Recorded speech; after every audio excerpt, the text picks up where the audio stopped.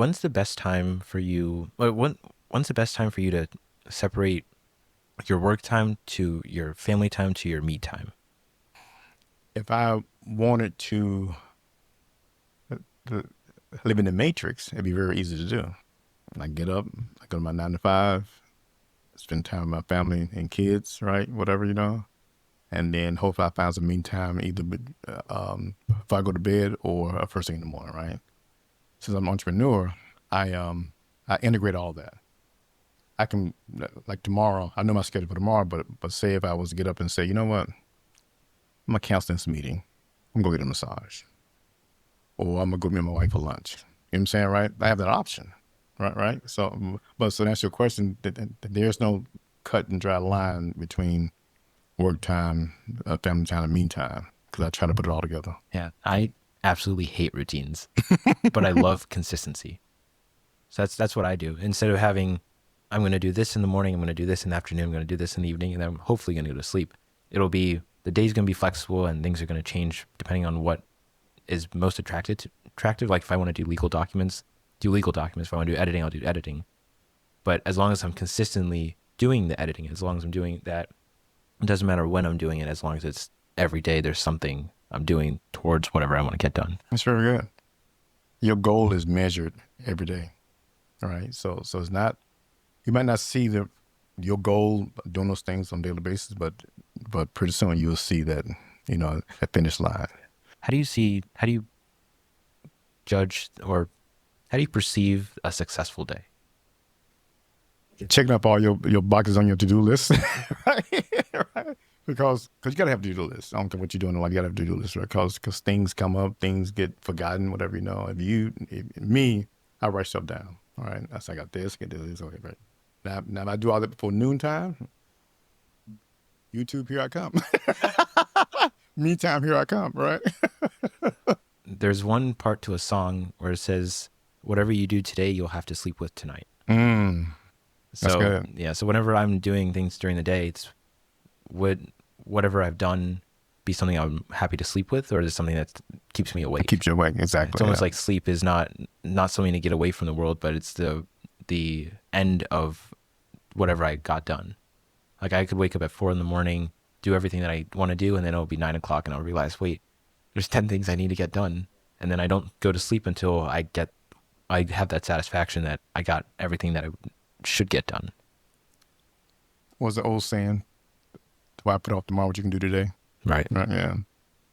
And then the other saying is, you can either get busy living or get busy dying. No.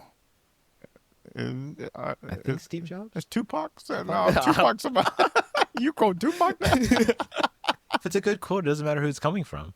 Like as I did with another episode with someone, it doesn't matter who I'm talking to, as long as the person I'm talking to can either provide me value or tell me what I shouldn't be. Mm-hmm. Not directly, but like, is that like people who are lazy, people who don't really have the motivation or the ambition to do things beyond their comfort zone? I don't find them very attractive, not like romantically attractive, but attractive as someone I want to talk to. But at the same time, what are they doing wrong that I can fix in my own life? And then it makes almost every conversation not a conversation of I'm trying to force myself into not of resisting them, but rather take whatever they're doing and make it into a growing moment. People that stagnant like that, it's like they're wearing a t-shirt that says, I learned everything I need to learn in life. I'm done, right? Because, I'm always trying to, figure something else out or learn something else. I'm always intrigued by things, right? And I believe, well, I have family members that had suffered Alzheimer's and things like that, and I was told that the more you read, the less you will be subject to that. I don't know how true it is, but I want to keep learning, man. I realized about a month and a half ago that I probably never stop working. My goal is not to work to a certain age, have a certain amount of money, and do nothing. My goal is to complete my mission. My mission is financial literacy, right? Like I told you before, I don't believe You know, a lot of people in my culture think there's a reparations a check coming, right? And I believe the true reparations is financial literacy. If you learn how to manage your money, learn how to save, learn how to invest, you won't need the government. You won't be looking for another check because you already have it. It's kind of, it's also in the other way that you're not, there's no reparation for what other people have done, but rather whatever you do is going to be looked upon by one final supreme being. And that supreme being is the only one who can truly judge you for who you are. And if you're not good by yourself, then it doesn't matter what kind of people are in your life or the kinds of relationships you have. It's on Judgment Day, you will have only one person to look to for whoever you were, whatever thoughts you had, the decisions you made.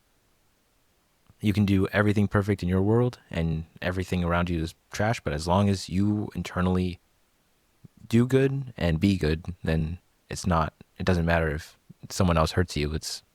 There's only one last Right, person. right, right. That's good. Good. You know, if we look over, scope of man, right? Well, scope of this country, if you will, right? We haven't been, we've only been industrialized, what, about 250 years, right? Where people get up and go to a job and get time off and things like that, right? Or get benefits, all that kind of stuff, right? Before then, everybody was, working for food or, working to get the bare necessities of life, and they seem to be pretty happy, right? It's just that now,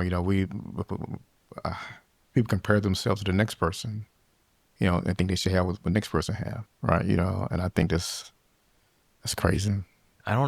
You might have said this to me or maybe it was someone else, that you come into the world with nothing and the only thing you leave with is your mindset. I didn't say that, but it's good. Okay. Well, That's good. let's say that you did say that. I did say that. I remember. Yeah. Like you're born into the world, you know nothing, you are nothing, you're just a little blob of meat. And on your deathbed, the only thing that you can take with you, whether or not you believe in an afterlife or anything, or that there's another step to life, whatever you leave with is the only thing that you probably retain is your education, is everything that's up here, yeah, and not out here.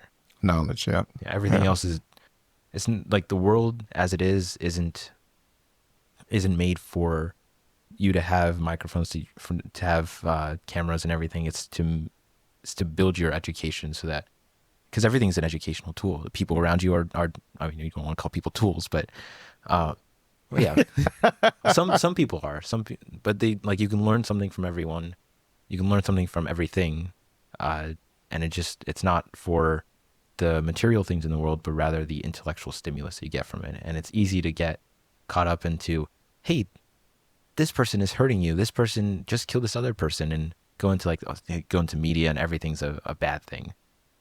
Or you kind of look at the world and be like, it doesn't matter if it's sunny outside, if it doesn't matter if it's raining. I might have a bad day, but it's not like I'm going to ruin it for myself or ruin for someone else. Yeah. It's just a viewpoint. Sound a little political to me. I don't know. I don't mean it in a political way. I mean it in a way that's like. But the same mindset people have when the person win an election that they didn't vote for. They figure that the new person is going to take us something away from them, right? Instead of adding to them. Yeah. Well, it's people. It's easy to be the victim or have that victim mentality. It's easy just to say I'm being hurt and I can't control it. Well, you can control what you do with it. Like if you take an election and let's say it was, I'm not going to apply it to the one we'd had now, but if you you got an election and there's two people and one person got 51% of the popular vote and the other one got 49, and electoral college and all that stuff, but 51% of people voted for one person and 49 voted for the other person. If someone's going to office, they can't ignore 49% of the population. Right. It's like 51% like me, 49% don't. I still have to juggle both of them while also showing that I'm going to make this country better. I'm not going to focus my policies on the 51%. Right. Well, it's also like mindset, like what we were talking about before. It's, you can focus on the bad 90% or you can focus on the 10 good percent. You can focus on the 90% that's good, or you can focus on the 10% that's bad. So it doesn't matter. It doesn't matter what's the outlier, where the balance is being scaled, but can you focus on the good stuff? Not, and there's also like toxic positivity, being overly positive, overly like there is no evil, there is nothing that's going to be bad about my life. No, there's going to be bad things. It's just realistic positivity.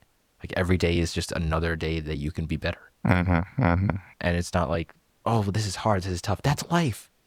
I know so many people who are really, especially my age, that are really comfortable with being at home, being with their parents, and there's nothing wrong with that.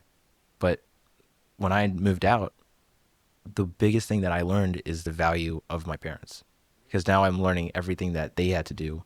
I mean, obviously, I'm a lot like they did a lot more work than I would ever imagine, and they got me up, and they got me up to another level. So now I can start from here and move up instead of having to start down here and moving up. And I won't truly appreciate that unless I make the mistakes myself and see that, oh, wait, my life is actually a lot better than I thought it was. And I was just being very ignorant and very stupid about it. Some people, and it's fine with being comfortable, but it's also not fine with staying comfortable. And that's the same thing you do with your kids. You know, you can give them that leg up too. Because every parent want their child to succeed, you know, be a productive member of society, you know, pay their taxes, no plug intended, right? You know, and I get the most out of life. So many people out here, man, just, you know, don't even think they deserve anything more. You know, they're living, you know, paycheck to paycheck mentally, right? Because they know that there's nothing outside of it that they can even achieve. Well, I think that's a crime in itself, you know.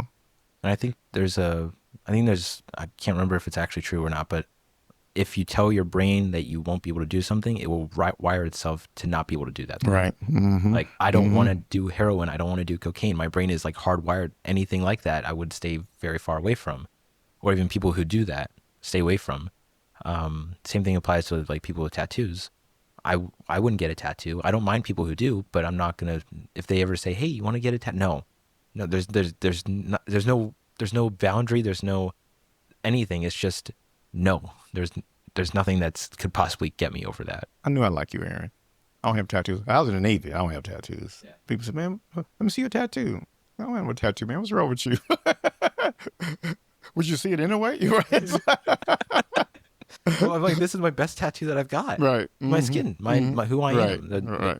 I mean, I don't mind as friends, but if I were marrying someone with a tattoo, I'd be like, no. Like, if I'm already married to them, I'm going to get a divorce really quickly. What, they secretly went and got a tattoo behind your back or something?